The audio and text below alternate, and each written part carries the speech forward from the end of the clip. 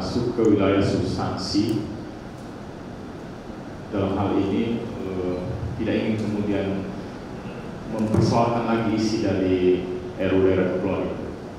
Saya adalah anak buahnya Pak Nono yang hampir tiap saat mendiskusikan RUU Kepulauan segera disahkan. Dari sisi kepakaran tentu Pak Prof. Romin Dahuri, saya selaku mahasiswa beliau, saya kira beliau sudah tuntas menyampaikan potensi-potensi kelautan kita. Tadi juga dari teman-teman Pemprov NTT juga sudah menyampaikan beberapa hal yang saya pikir ini sangat strategis untuk kemudian diperbincangkan. Di awal Pak Ketua BKS ya, Pak Gubernur Mas Ali juga beberapa kali kita diskusi dengan beliau.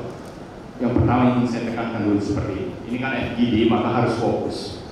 Satu, malah saya tertarik dengan strategi akhir yang disampaikan oleh teman-teman dari Pak Pemprov NTT. Ini harus ada tekanan. Di slide saya mungkin bisa ditampilkan. Ada next ya. Nah ini kan sudah selesai lah ya, misalnya tadi yang pengelolaan kabupaten kota ya, dan provinsi. Kan di sini persoalannya. Kita harus sepakat dulu nih, rela nggak provinsi menyerahkan 0 sampai 4 mil ke kabupaten kota? Itu dulu. Tapi dari beberapa diskusi kita, saya kira ya gubernur rela memberikan kewenangan itu ke wali kota dan bupati. Kenapa? Karena susah mengurus daerah kepulauan itu. Kemarin Pak Gubernur Sulawesi Tenggara, bahkan kita sama-sama dengan Pak Presiden ya di Wakatobi mendeklarasikan itu. Pak Presiden sudah sampaikan, memang mengelola laut itu harus kasih kewenangan kabupaten kota, Pak. 0 sampai 4 mil itu. Itu tidak boleh lagi neko-neko itu. Kenapa? Karena ya nggak mungkin lah seorang gubernur mengurusi lagi membentuk UPTD. Itu ongkosnya berapa? Mau nitip lagi di kabupaten kota itu kan urusan duit lagi.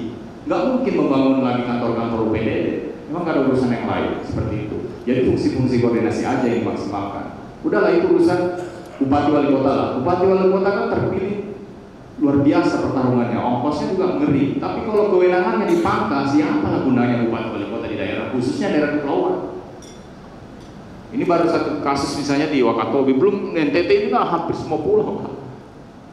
NTB, kemudian Sulawesi Utara, Babel, Kepri,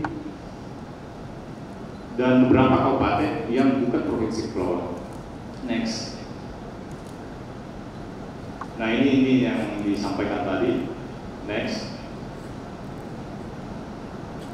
Nah ujung semua dari perdebatan ini sebenarnya kan ya kita sepakat ini untuk bagaimana mensejahterakan masyarakat yang hidup di daerah kepulauan pesisir, Pak. Pak Nono saya kira udah capek mendiskusikan ini karena kita dari bahkan yang terakhir Pak Nono yang kita di Kepri ya di Batam itu malah eselon 1 yang dikirim untuk berbicara terkait ini. Jadi seolah-olah mereka memang ya udahlah ini hanya untuk menyenangkan DPD supaya RUU tetap ada di urutan prolegnas lah seperti itu kira-kira. Kalau dari klasimen sepak bola ya sengaja ditaruh lah dan masuk 10 besar aja. Ini kan jadi persoalan. Terakhir kami dari Aspeksindo itu audiensi langsung dengan Pak Ketua DPD Pak Lanyala. Ya Pak Lanyala sampaikan kalau saya di DPR sudah saya ketok ini Pak, udah selesai, nggak perlu lagi diskusi panjang. Tapi persoalannya di DPR, mana ada yang mau diskusikan ini? Saya pernah menghadiri ya diskusi di DPR, itu ada salah satu partai. Malah keluar Pak, karena katanya dibentur-benturkan. Ini bukan membentur-benturkan, ini bagaimana memberikan sentuhan kepada teman-teman yang ada di daerah kepulauan pesisir. Sehingga ada beberapa sebentar skema-skema yang saya tawarkan selaku bagian yang bertanggung jawab ini, karena Aspeksindo ini kan anggotanya 333 lebih, semua daerah yang memiliki laut, kita berkumpul bagaimana supaya ruang laut itu dikelola oleh daerah. Ya 0 sampai 4 mil itu menurut kami itu cukup, Pak. Saya kira teman-teman yang ada 8 provinsi sudah sepakat lah. Nah, tinggal bagaimana menghadirkan media. Sampai hari ini belum ada media yang mendampingi kecuali Tempo. Aplaus dulu lah untuk Tempo. Lanjut. Nah ini kelemahan pembagian urusan dalam sektoral. Udahlah Pak, juga ada beberapa kali bongkar ini ya. Memang rentan ini kalau memang tidak diberikan kewenangan. Next. Nah, ini termasuk salah satu dari efek dari daerah kepulauan jika disahkan, itu adalah efek anggaran, Pak. Sebentar saya coba memberikan bocoran, Pak Nono mungkin tidak berani, mungkin apa udah capek kali, bahwa ini karena diliput ya Tempo, tidak apa-apa. Saya bukan orang partai, tapi memang ada ketidakikhlasan memberikan kue-kue pembangunan ini. Itu harus diakui. Silakan dikutip aja nih Tempo. Tidak ada keikhlasan membagi kue-kue pembangunan di kawasan kepulauan pesisir, Pak. Kenapa? Karena katanya di sana sepi, nggak ada orang. Yang gak usah banyak anggaran, cukup sekian aja kue. Ini saya kutip juga dari presentasi Pak Nono beberapa kali lah di kita. Next. Oke, next aja. Nah, sebenarnya pernah Bupati Wali Kota itu beri kewenangan 10 tahun, tapi setelah itu 2014 muncul pencabutan. Jadi nggak ada lagi diserahkan ke provinsi. Padahal jelas-jelas ini Pak Gubernur hadir loh. Pak Gubernur ini sebenarnya udah melegitimasi, udah ini urusan Bupati Wali Kota lagi kasih aja ini urusan awal sampai Pak ini. Tapi kok DPR nggak bunyi sampai hari ini? Ini kan aneh. Next.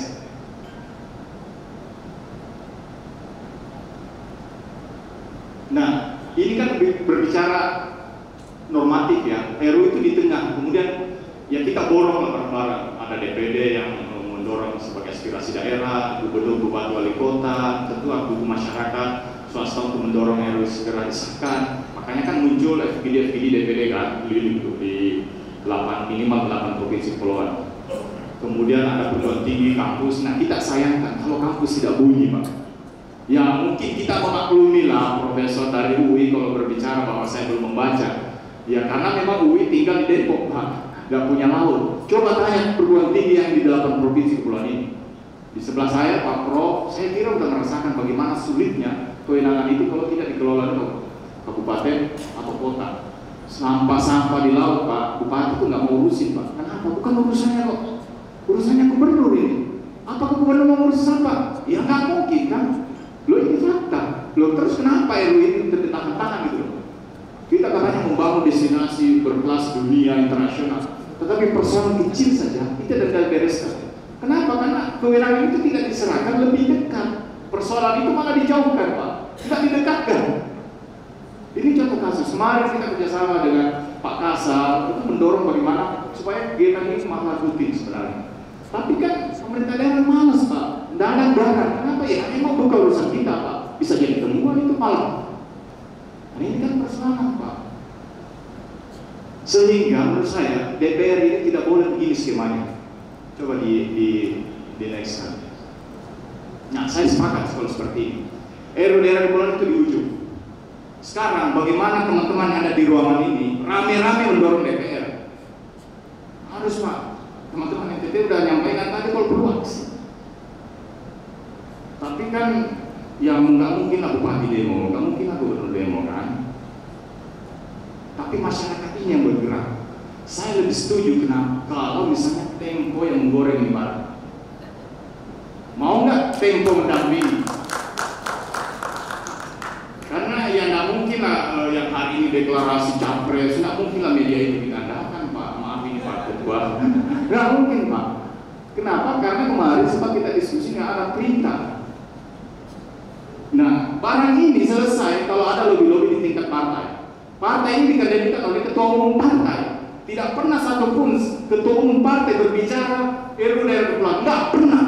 Saya sudah searching di mana-mana mencermati, nggak ada satupun. Kenapa? Sehingga anggota-anggotanya di DPR yang dulu gitu, nggak ada yang sentuh itu. Nggak ada, Pak. Ya, partai apapun itu. Tapi saya selalu dengan Pak Gubernur Sulawesi Tenggara. Aktif loh menyuarakan ini, padahal kan beliau punya partai, Pak. Berarti kan beliau diberi kewenangan dalam berbicara aja di situ. Ya kita berharap sih beliau ini kan sudah tidak bisa lagi 2 periode, Pak. Kalau RU ini tidak disahkan, gubernur mana lagi yang kita bisa berharap berbicara banyak, Pak. Ya kalau kita sih pengennya Pak gubernur ini naiklah ke menteri mungkin ya, kalau ada kosong di 2020. Mungkin RU ini langsung disahkan. Ya Pak Prof Romi Menko Maritim lah, Pak Gubernur Sultra ini Menteri KKP lah seperti itu. Nah, jadi memang harus ada kekuatan itu, Pak. Kampus, saya kira teman-teman profesor, perguruan tinggi yang dari 8 provinsi Kepulauan ini bisa aktif lah. Bisa aktif, kemudian penguatan grassroots itu tadi. Banyak hal-hal yang kita bisa lakukan, termasuk tempo ini. Saya selalu ke temponya ini, karena kita bicara hari ini di ruangan ini, itu nggak akan sampai di luar, Pak. Kalau bukan tempo yang suara, nggak akan mungkin sampai, Pak. Sehingga ini ada tantangan. Challenge-nya adalah bagaimana PKS, Aspeksindo, Tempo mendesain sebuah gerakan yang lebih masif. Ini kan sudah tahun politik, Pak. Ini apalagi kita berharap RUU Kepulauan dibahas. Mereka ini udah sibuk siapa 01, siapa 02. Itu aja, Pak, ini sampai habis ini 2024, Pak. Sehingga momentum ini kita tangkap gitu loh. Kita coba menghadirkan ya leader yang mau berbicara fokus di kemaritiman. Ya udahlah, lebih fokus lagi RUU Kepulauan. Kalau mereka mendukung RUU Kepulauan, maka 2/3 daerah yang ada di Kepulauan Pesisir ini mendorong yang bersangkutan untuk, ya maaf saja nggak apa-apa kita restui. Daripada Bapak Ibu nggak akan ada yang memperjuangkan. Kemarin bayangkan Pak Presiden udah keluarkan surat perintah. Pak Nono tadi sampaikan itu, dibayangkan ada surat sekelas menteri bisa membantah surat Presiden. Ada, Pak, itu fakta. Makanya muncullah, bergeraklah di eselon 1 untuk melakukan rasionalisasi. Mulai dari mulai dari eselon 1-nya Kementerian Keuangan, bahwa anggaran kita sudah kucurkan untuk daerah provinsi Kepulauan sudah sangat tinggi. Itu ada data-datanya. Itu adalah di live Aspeksindo itu di YouTube kita udah ada. Kita sengaja transparansikan. Banyak, Pak, termasuk di dalam perimbangan daerah, Kemendagri udah ngomong, enggak, daerah kepulauan itu udah banyak banget dananya, coba. Kemudian didorong lagi di salah satunya Kementerian Luar Negeri gitu, supaya bagaimana RUU ini tidak menjadi diskusi lagi. Nah, tiba-tiba hadir Tempo. Wah, ini menarik ini. Kalau Tempo mau bekerja 1 sampai 3 bulan lah, goreng di barat, saya yakin ini akan menjadi diskusi nasional. Saya kira itu yang penting kayaknya. Makasih ya. Memang Pak Andi memaparkan bahwa tujuan dari RUU daerah kepulauan itu adalah untuk meningkatkan kesejahteraan wilayah pesisir dan lautan yang selama ini tidak pernah ditengok oleh pemerintah pusat. Nah, semoga saya kemudian tidak masuk ke wilayah substansi dalam hal ini, tidak ingin kemudian mempersoalkan lagi isi dari RUU daerah kepulauan itu. Saya adalah anak buahnya Pak Nono yang hampir tiap saat mendiskusikan RUU daerah kepulauan ini segera disahkan. Dari sisi kepakaran tentu Pak Prof. Romin Dahuri, saya selaku mahasiswa beliau, saya kira beliau sudah tuntas menyampaikan potensi-potensi kelautan kita. Tadi juga dari teman-teman Pemprov NTT juga sudah menyampaikan beberapa hal yang saya pikir ini sangat strategis untuk kemudian diperbincangkan. Di awal Pak Ketua BKS ya, Pak Gubernur Mas Ali juga beberapa kali kita diskusi dengan beliau. Yang pertama ingin saya tekankan dulu seperti ini kan FGD, maka harus fokus. Satu, malah saya tertarik dengan strategi akhir yang disampaikan oleh teman-teman dari Pak Pemprov NTT. Ini harus ada tekanan. Di slide saya mungkin bisa ditampilkan. Ada next ya. Nah, ini kan sudah selesai lah ya, misalnya tadi yang pengelolaan kabupaten kota ya, dan provinsi. Kan di sini persoalannya. Kita harus sepakat dulu nih, rela nggak provinsi menyerahkan 0 sampai 4 mil ke kabupaten kota? Itu dulu. Tapi dari beberapa diskusi kita, saya kira ya gubernur rela memberikan kewenangan itu ke wali kota dan bupati. Kenapa? Karena susah mengurus daerah kepulauan itu. Kemarin Pak Gubernur Sulawesi Tenggara, bahkan kita sama-sama dengan Pak Presiden ya di Wakatobi mendeklarasikan itu. Pak Presiden sudah sampaikan, memang mengelola laut itu harus kasih kewenangan kabupaten kota, Pak. 0 sampai 4 mil itu. Itu tidak boleh lagi nih meneko itu. Kenapa? Karena ya nggak mungkin lah seorang gubernur mengurusi lagi membentuk UPTD. Itu ongkosnya berapa? Mau nitip lagi di kabupaten kota itu kan urusan duit lagi. Nggak mungkin membangun lagi kantor-kantor UPDD. Memang nggak ada urusan yang lain seperti itu. Jadi fungsi-fungsi koordinasi aja yang dimaksimalkan. Udahlah itu urusan bupati wali kota lah. Bupati wali kota kan terpilih luar biasa pertarungannya, ongkosnya juga ngeri. Tapi kalau kewenangannya dipangkas, siapa gunanya bupati wali kota di daerah, khususnya daerah kepulauan? Ini baru satu kasus misalnya di Wakatobi, belum NTT ini kan hampir semua pulau. NTB, kemudian Sulawesi Utara, Babel, Kepri, dan beberapa kabupaten yang bukan provinsi kepulauan. Next. Nah ini yang disampaikan tadi. Next. Nah ujung semua dari perdebatan ini sebenarnya kan ya kita sepakat ini untuk bagaimana mensejahterakan masyarakat yang hidup di daerah kepulauan pesisir, Pak. Pak Nono saya kira udah capek mendiskusikan ini karena kita dari bahkan yang terakhir Pak Nono yang kita di Kepri ya di Batam itu malah eselon 1 yang dikirim untuk berbicara terkait ini. Jadi seolah-olah mereka memang ya udahlah ini hanya untuk menyenangkan DPD supaya RW tetap ada di urutan prolegnas lah seperti itu kira-kira. Kalau dari klasemen sepak bola ya sengaja ditaruh lah dan masuk 10 besar aja. Ini kan jadi persoalan. Terakhir kami dari Aspeksindo itu audiensi langsung dengan Pak Ketua DPD Pak Lanyala. Ya Pak Lanyala sampaikan kalau saya di DPR sudah saya ketok ini Pak, udah selesai, nggak perlu lagi diskusi panjang. Tapi persoalannya di DPR, mana ada yang mau diskusikan ini?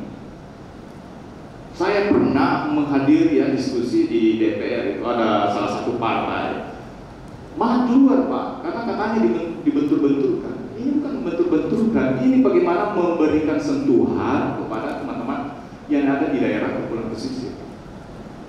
Sehingga ada beberapa sebentar skema-skema yang saya tawarkan selaku bagian yang bertanggung jawab ini, karena Aspeksindo ini kan anggotanya 333 lebih, semua daerah yang memiliki laut kita berkumpul bagaimana supaya ruang laut itu dikelola oleh daerah. Ya 0 sampai 4 kilo itu menurut kami itu cukup, Pak. Saya kira teman-teman yang ada 8 provinsi sudah sepakat lah. Nah, tinggal bagaimana menghadirkan media.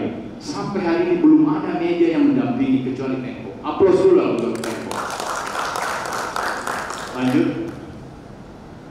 Nah ini kelemahan pembagian urusan dalam sektoral. Udahlah Pak Nono juga beberapa kali bongkar ini ya. Memang rentan ini kalau memang tidak diberikan kewenangan. Next. Nah ini termasuk salah satu dari efek dari daerah kepulauan jika disahkan itu adalah efek anggaran Pak. Sebentar saya coba memberikan bocoran. Pak Nono mungkin tidak berani, mungkin apa udah capek kali bahwa ini karena diliput ya Tempo, tidak apa-apa. Saya bukan orang partai, tapi memang ada ketidakikhlasan memberikan kue-kue pembangunan ini. Itu harus diakui. Silakan ikuti aja nih Tempo. Tidak ada keikhlasan membagi kue-kue pembangunan di kawasan kepulauan pesisir, Pak. Kenapa? Karena katanya di sana sepi, nggak ada orang. Yang gak usah banyak anggaran, cukup sekian aja kue. Ini saya kutip juga dari presentasi Pak Nono beberapa kali lah di kita. Next. Oke, next aja. Nah, sebenarnya pernah Bupati Wali Kota itu beri kewenangan 10 tahun, tapi setelah itu 2014 muncul pencabutan. Jadi nggak ada lagi diserahkan ke provinsi. Padahal jelas-jelas ini Pak Gubernur hadir loh. Pak Gubernur ini sebenarnya udah melegitimasi, udah ini urusan Bupati Wali Kota lagi kasih aja ini urusan 0 sampai 4 menit. Tapi kok DPR nggak bunyi sampai hari ini? Ini kan aneh. Next.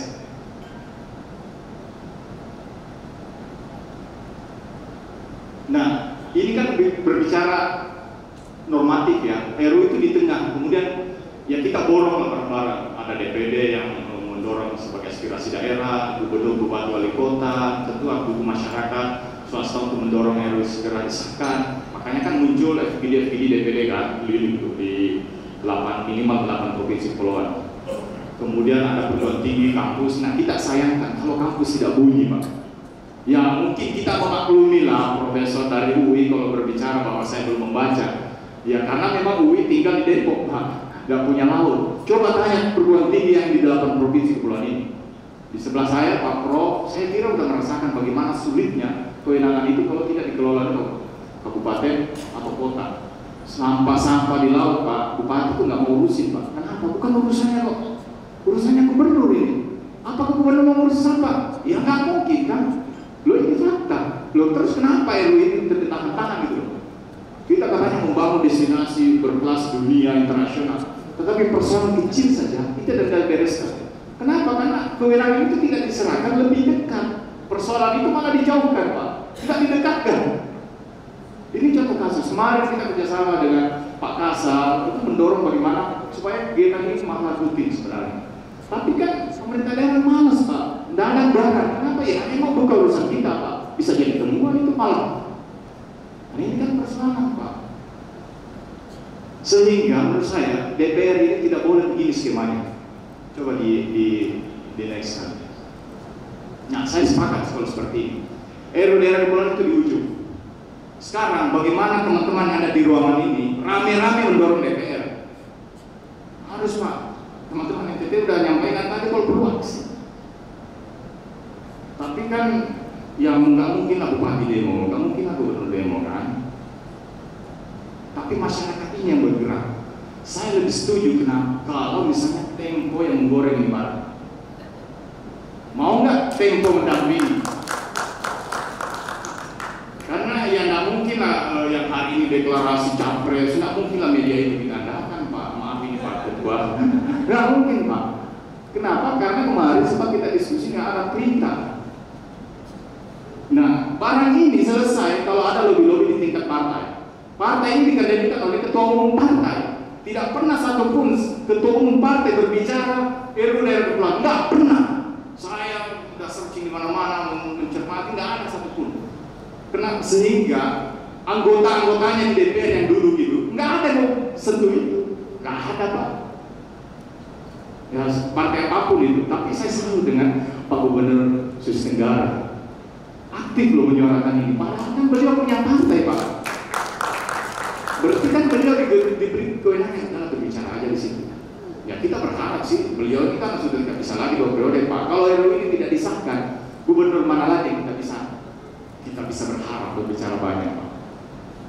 Ya kalau kita sih pengennya Pak gubernur ini naiklah ke menteri mungkin ya, kalau ada kosong di 2020. Mungkin RW ini langsung disahkan. Ya Pak Prof Romi Menko Maritim lah, Pak Gubernur Sultra ini Menteri KKP lah seperti itu. Nah jadi memang harus ada kekuatan itu, Pak. Kampus saya kira teman-teman profesor perguruan tinggi yang dari 8 provinsi Kepulauan ini bisa aktif lah.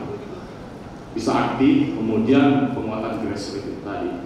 Banyak hal-hal yang kita bisa lakukan, termasuk Tempo ini. Saya selalu ke Temponya ini karena kita bicara hari ini di ruangan ini itu nggak akan sampai di luar, Pak. Kalau bukan Tempo yang suara, nggak akan mungkin sampai, Pak. Sehingga ini ada tantangan.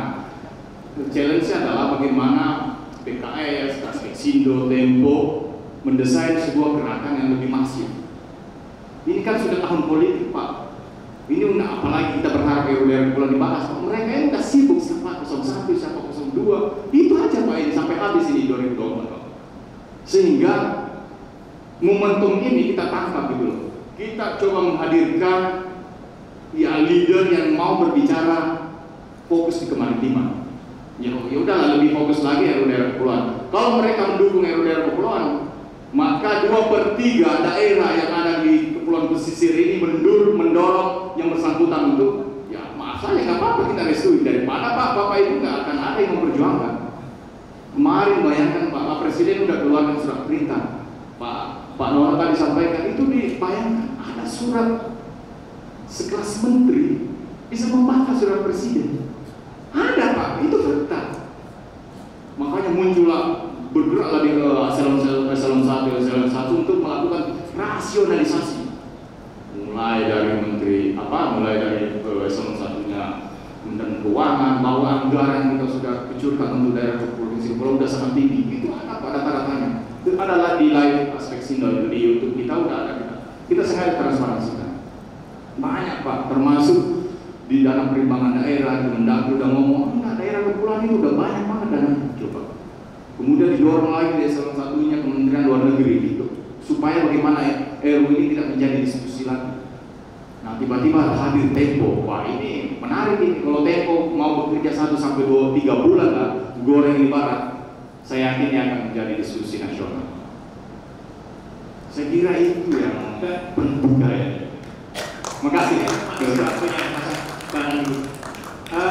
Memang Pak Andi memaparkan bahwa tujuan dari RUU daerah kepulauan itu adalah untuk meningkatkan kesejahteraan wilayah pesisir dan lautan yang selama ini tidak pernah ditengok oleh pemerintah pusat. Nah, semoga